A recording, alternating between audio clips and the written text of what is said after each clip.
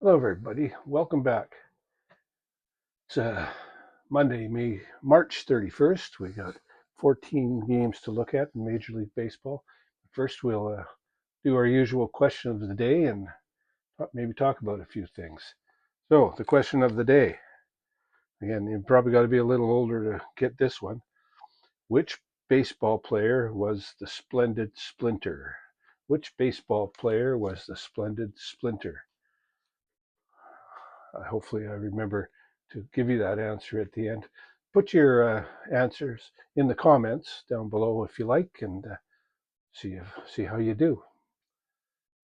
Just a couple quick things um, for now, and there'll be more later. But Jurickson's Profar was suspended today by Major League Baseball for using a performance-enhancing drug, and that's too bad. I really like him as a player. He started as an Oakland A. That's probably why I like him. But he's bounced around a little bit. But he's a very good player. And he signed a big contract this year with the Atlanta Braves, and now he's suspended. He said he's taking responsibility for it, but he didn't say that he knowingly took it. In fact, I think what he's saying is, I didn't know I took it, but I should be more careful. So, and he did say that he was, and this was during the off season, that this test found him to have taken a PED. But he did say last year he was checked 8 times and tested positive or negative, I guess, every time. So have to believe him, I guess. But he's going to be suspended for 80 games, and that's an awful lot of baseball to miss. And he's finally getting his due, and now this comes up. It's too bad. And the other thing, now the Braves are playing in Los Angeles, and here's the other story out of Los Angeles. Freddie Freeman has hurt his ankle again. If you watched the World Series last year, you remember him hobbling around, playing despite the pain, and he played very well, obviously. And so he had his ankle surgically repaired during the off season, and I think he was rehabbed and coming back, and he might even still be. I thought he was moving a little slower, or maybe just not taking quite the chances. And when I saw him play, but that could be a little bit of my brain thinking that. But he slipped in the bath in the shower at home, and he was a little sore, and he didn't play tonight, and he's listed as day to day, and he hopes to play tomorrow. But again, that's something else we'll see about. So now let's have a look at the games from today, Monday, March 31st. 14 games. First game we started this morning at here on the West Coast at 11:10 and just finished up. And now it is now 10:52, and I didn't get right into it after the A's and Cubs finished, but that was one of the later starts, and it took forever because of the score. But so it was a very long day. Anyway, first game this morning, Minnesota at the Chicago White Sox. The White Sox get out of the gate quickly and defeat the Twins 9-0 in Chicago. Chicago got contributions on both sides of the ball, scoring 9 runs in the first 3 innings, and a great outing from starting pitcher Martin Perez, who went 6 innings of near perfect baseball, allowing no runs and no hits while striking out 9 batters. Mike Vassell threw 2 innings, allowing 2 hits, and Brandon Eisert went 1 inning, getting 3 strikeouts to complete the quality pitching effort for the White Sox. Andrew Vaughn, Andrew Benintendi, and Michael A. Taylor, there's that name, Michael A. Taylor, all had home runs for the Sox. Chris Paddock took the loss for the Twins. Twins have lost their first 4 games, and they struck out 13 times today, garnering only 2 hits on the day. As I said, the winning pitcher was Perez. He is now 1-0, and the loser was Paddock. He is now 0-1. The next game, Kansas City at Milwaukee. This game started about the same time, and it was a blowout just like the first one. This one, the Royals defeated the Brewers 11-1 in Milwaukee. Kansas took a 4-0 lead early, and an additional 6 runs in the 7th inning put the game out of reach for the winless Brewers. Home runs by Michael Garcia and Salvador Perez paced the Royals' attack, while Jonathan India went 3 for 5 with 2 RBI. India came over from the Cincinnati Reds this year. And he's going to be a good fit on that up and coming Royals team. Starting pitcher Chris Bubich got the win for the Royals, striking out 8 while allowing only 3 hits in 6 innings. Alvin Rodriguez took the loss for the Brewers. For Bubich, that was his first win against no losses, and Rodriguez, that's his first loss, of course. The line score, the Royals were 11-14-0. The Brewers were 1-6-1, and I didn't give the Twins and White Sox. Their line score was White Sox 9 runs, 8 hits, 1 error. The Twins, no runs, 2 hits, 1 error. The next game, Colorado at Philadelphia. In a game that was scoreless through 5 innings, the Phillies spotted the Rockies a sixth-inning home run by Hunter Goodman before scoring 4 times in the 7th and twice more in the 8th to defeat the Rockies 6-1 in Philadelphia. Edmundo Sosa and Kyle Schwarber hit back-to-back homers in the 7th. Sosa's with 2 runners on base, and Max Kepler and Nick Castellanos hit 4 baggers an inning later to get the win. Joe Ross picked up the win in relief of Christopher Sanchez, who went 5 1/3 innings, allowing 1 run and striking out 7 batters. Scott Alexander took the loss for the Rockies. The line score for that game, where is it? There it is. The Phillies 6 runs, 11 hits, no errors. The Rockies 1 run, 6 hits, no errors. Ross with the win is now 1-0. Alexander with the loss is 0-1. Next up is Texas at Cincinnati. The Reds scored early and then often in defeating the Rangers 14-3 in Cincinnati. Matt McLean and Ellie De La Cruz with 2 home runs provided the big blast in a balanced attack for the Reds that saw 8 of the 9 starters get at least 1 hit in a 14-hit effort. The score flattered the Rangers, who didn't score until the 8th inning, and then a 9th inning home run by Jake Berger. Brady Singer picked up the win, going 7 innings, which is a good start, and allowing 1 hit while striking out 8. I say 7 innings is a good start. It's a great start for the first week of the season. Rocker was the loser for the Rangers.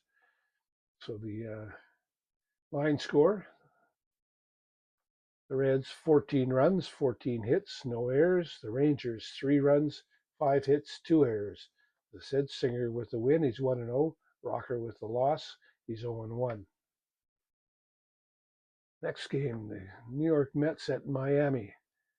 The Mets ended the Miami winning streak at 3 games with a 10-4 win over the Marlins in Miami. Tied at 1-1, the Mets scored 7 runs in the top of the 5th inning to take a stranglehold on the game. The telling blows were a grand slam by Pete Alonso and a 2-run home run by Brandon Nimmo. The Marlins, hoping to come back and record a 4th straight walk-off win, scored twice in the 9th, but it was too little too late. The Marlins struck out 12 times in the contest. David Peterson got the win for the Mets, while Cal Quantrill took the loss. The line scores, the Mets 10-11-0. The Marlins 4 runs, 9 hits, and no errors. Peterson with the win is 1-0. Quantrill with the loss is 0-1. Next game, we're still in Florida. Pittsburgh moved up from Miami to Tampa, and the 4-run 4th inning was the key as the Rays defeated the Pirates 6-1 in Tampa. 5 hits and 6 at-bats was the key. The big hit, a 2 RBI single by Jake Magnum. Runs in each of the 6th and 8th innings was then more than enough for the Rays as the Pirates could muster little offense. Both teams struck out 10 times. Drew Rasmussen pitched 5 innings with no runs allowed to get the win for the Rays, while Carmen Mlodzinski took the loss. The line scores for that game, the Rays 6 runs, 10 hits, no errors. The Pirates 1 run, 4 hits, no errors. Rasmussen is now 1-0. Majinski is now 0-1. Following that game, Washington at Toronto. The Blue Jays defeated the Nationals 5-2 in Toronto.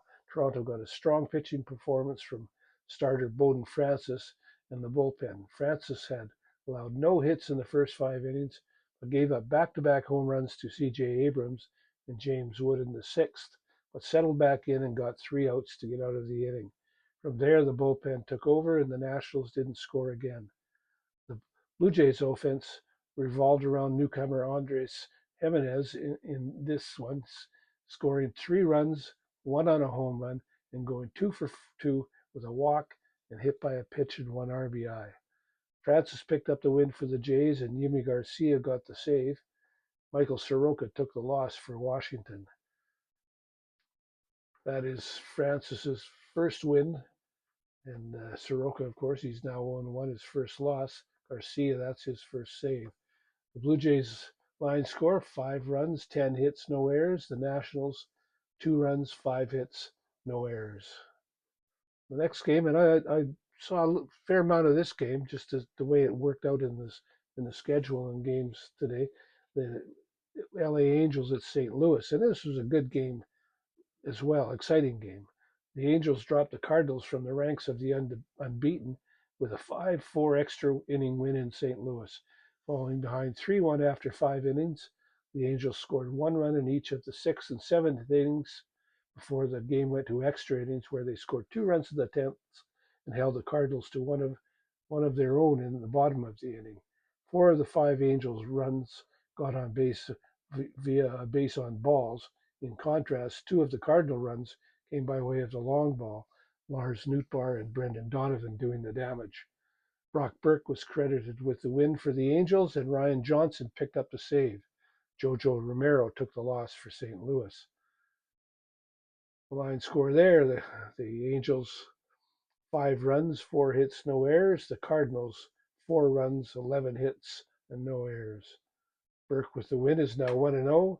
Romero with the loss is 0-1, and Johnson gets his first save. Next up, this is it was a decent game for a while, this one. I saw a little bit of this one too. San Francisco at Houston. The Giants limited the Astros to 3 hits to win 7-2 in Houston.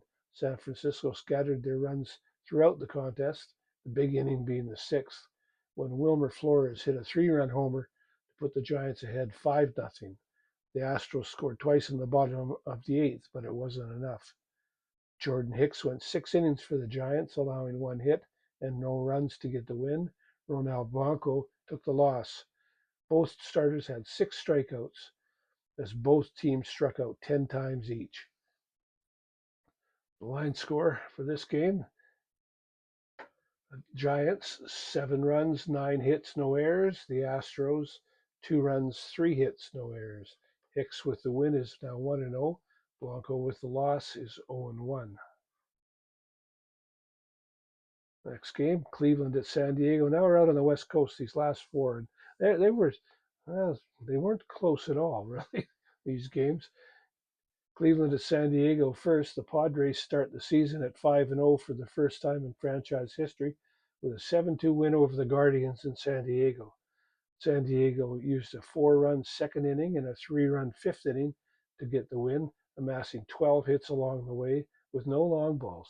The Guardians got both their runs on home runs, Jose Ramirez in the first and Austin Hedges in the third, accounting for the only runs Cleveland scored.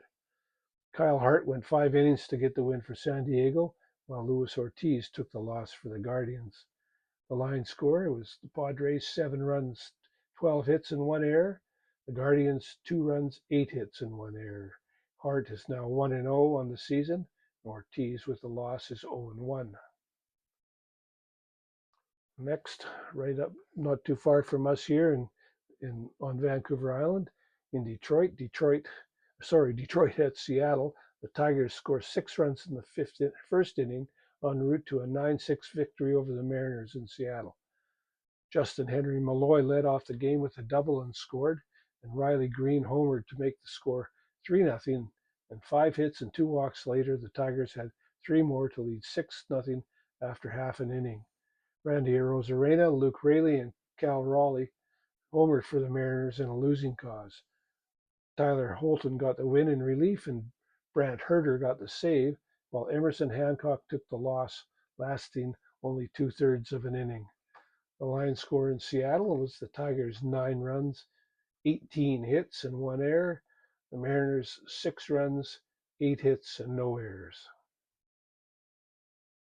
The next game down, and this is the game that finished last, but it started before the Dodger game, so I'll go with that first. The Chicago Cubs in Sacramento against the Athletics. The Cubs batted around on 2 separate occasions and raced to an 18-3 win over the Athletics in Sacramento, putting together innings of 4, 5, and 6 runs. The Cubs were never threatened. Chicago had 21 hits on the night, including 4 home runs, one each by Michael Busch, Dansby Swanson, Carson Kelly, and Kyle Tucker. Ben Brown went 5 innings to pick up the win. Joey Estes took the loss.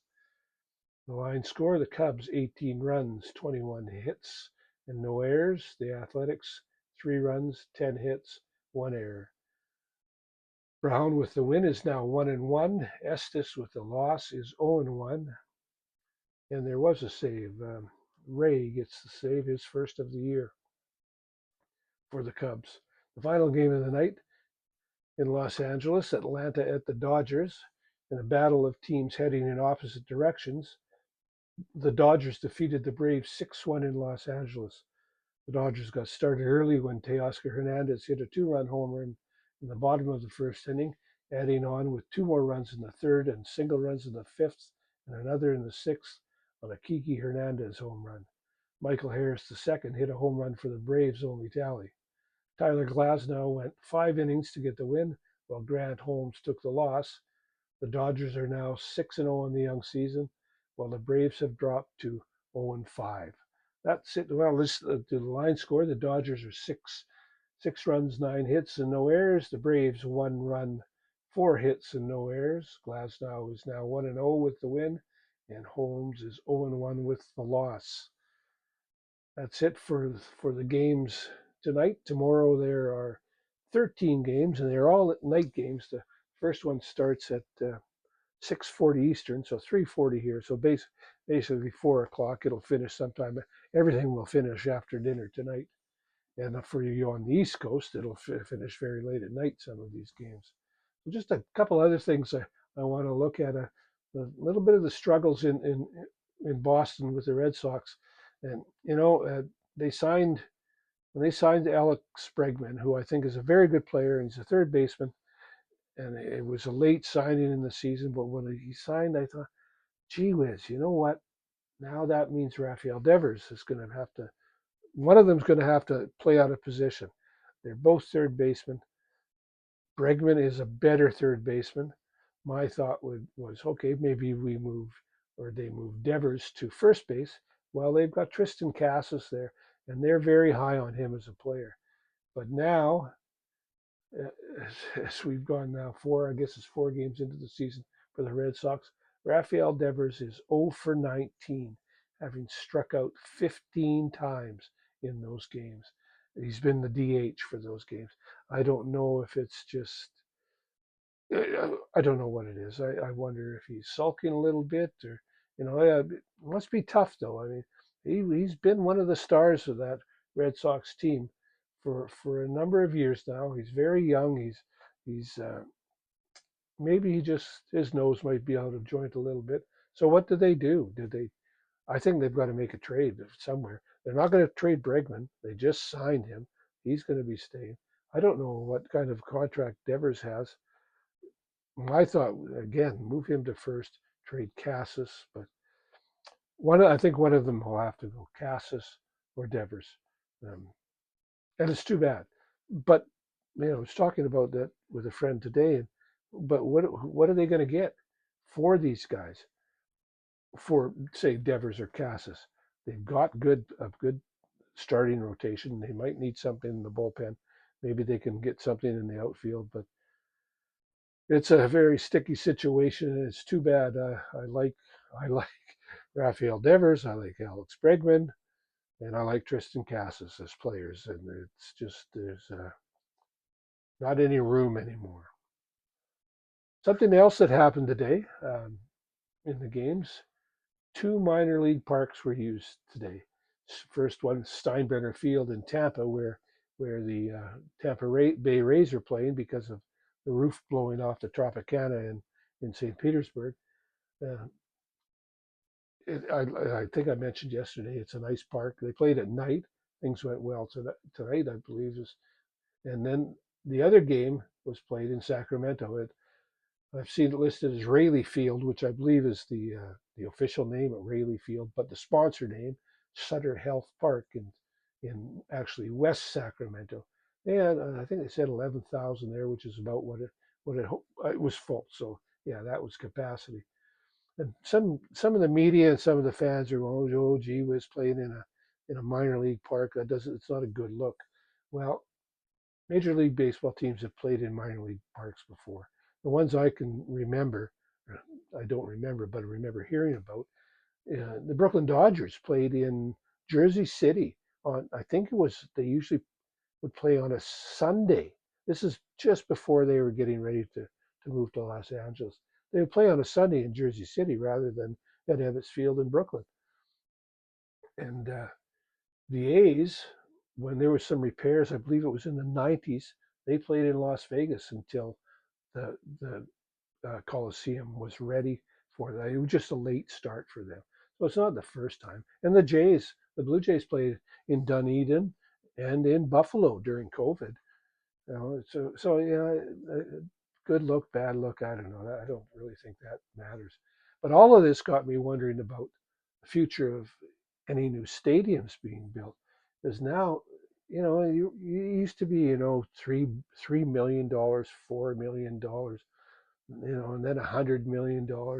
Well, now they're talking billions, billions.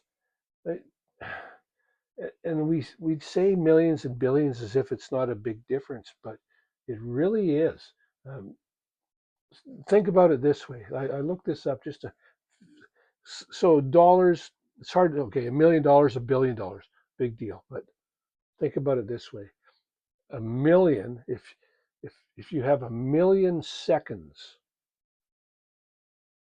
that would be 11 and a half days for 1,000,000 seconds. For 1 billion seconds, that takes 31 years and 8 months. Just imagine the, and now we're talking billions of dollars to build stadiums. Who's got the money for that? And I don't care if you're the biggest city in North America, if you're Mexico City, if you're um, Los Angeles, if you're New York, if you're Chicago, are you going to spend $1 billion or go to the taxpayers and ask for billions of dollars to build a stadium for a private enterprise, being a baseball team? I love baseball, and I don't think baseball teams can afford to do this either. And you do see the state or the province or the team and the city, kind of a partnership paying for these things. But billions, that to me, that's too much. Anyway, enough about that. Question of the day, the answer. Which baseball player was known as the Splendid Splinter? That was Ted Williams, who was a wonderful player. I think he was the last player to hit 400 in a season. That was in the late 40s, I believe, that he did that. So there's the answer to that. Did you get it right? So let me know your thoughts about any of this in the comments down below. About maybe the Red Sox or performance enhancing drugs or anything like that. I'm going to do a little research on the new bats at some point here and talk about that one day as well. So just let me know your thoughts on anything you've got on your mind. And if you haven't done so already, I'd really appreciate it if you would hit the like and subscribe button. It would do great things for me. as far as support. So until tomorrow, I will talk to you again soon.